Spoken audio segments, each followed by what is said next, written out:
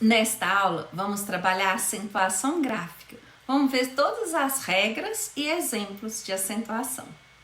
Temos 3 tipos de acento na língua portuguesa: acento agudo, acento circunflexo e o acento grave. O acento agudo, ele vai me indicar se a minha vogal é aberta ou fechada. O acento agudo mostra a vogal aberta. O acento circunflexo mostra a vogal fechada. Como, por exemplo, na palavra crochê. Minha boca abre, eu coloco um acento agudo, crochê.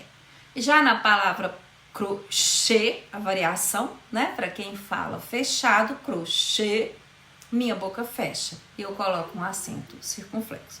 Então, as vogais, como vimos quando estudamos os fonemas, as vogais elas podem ser classificadas quanto ao timbre, em vogais abertas ou vogais fechadas. O acento agudo mostra, né, quando sílaba tônica e tem a regra para colocar o acento agudo, ela é uma vogal aberta. E quando tônica e tem uma regra para se colocar o acento circunflexo, ela é fechada. Então, olha, café aberta, mas você fechada. O acento grave, ele mostra a crase. Crase é a fusão da preposição a com o artigo a. Esses dois azinhos se fundem. Para que eu não escreva 2 as, eles se fundem e eu coloco um sinal grave. Não confunda o sinal agudo com o sinal grave, né? A crase. E aqui eu coloquei o tio não é acento, ele é um sinal de nasalização. Vimos também em fonemas, quando eu uso o nariz na articulação, o som é produzido, né, pela boca ou pelo nariz. Então, quando eu uso o nariz para falar, eu mostro isso colocando um tio, na verdade é um N, né? Como por exemplo na palavra irmã, irmã, veja que eu precisei do nariz, ele tem esse tio para mostrar a nasalização da palavra. Aqui eu coloco uma palavra dividida em sílabas, e as sílabas, ela tem uma que é pronunciada com mais intensidade. Então, quando eu falo biblioteca, veja que o T é a sílaba mais forte. Eu pronuncio com maior intensidade. Vanessa, veja que o NE é pronunciado com maior intensidade. Então, quanto a essa tonicidade, as sílabas podem ser átonas ou podem ser tônicas. Nem sempre a sílaba tônica é acentuada. Então, nós vamos ver as regras para acentuar. Biblioteca não tem acento. Vanessa não tem acento. E como que eu faço para eu descobrir a sílaba tônica de uma palavra? Tem uma dica, chama a palavra. Aquela palavra que tiver um prolongamento maior é a sílaba tônica, como Vanessa. Veja que o NE é prolongado. Biblioteca, caneta, livro. Então, essa sílaba com prolongamento maior é a sílaba tônica. De acordo com a tonicidade, então, nós dividimos as sílabas em 3 classificações, né? Quando a última sílaba é a última sílaba da palavra, por exemplo, café, veja que fé é a última sílaba, ela é a sílaba tônica. Então, quando a última sílaba é a sílaba tônica, a palavra é uma oxítona. Oxítonas são aquelas cuja sílaba tônica recai sobre a última sílaba da palavra.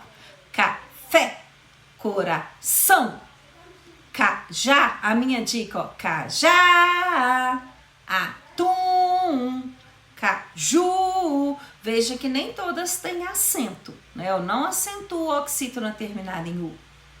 Paroxítona são aquelas em que a sílaba tônica evidencia-se na penúltima sílaba.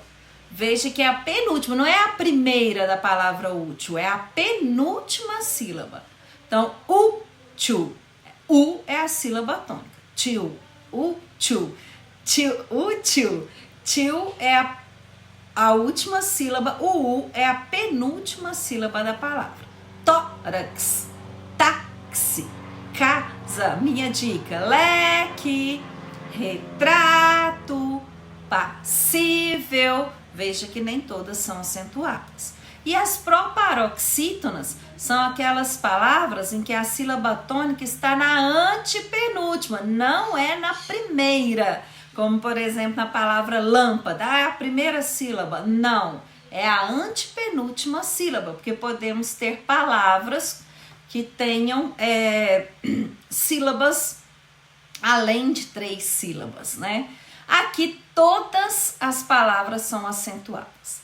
Todas as palavras proparoxítonas são acentuadas. Elas não são comuns na nossa língua.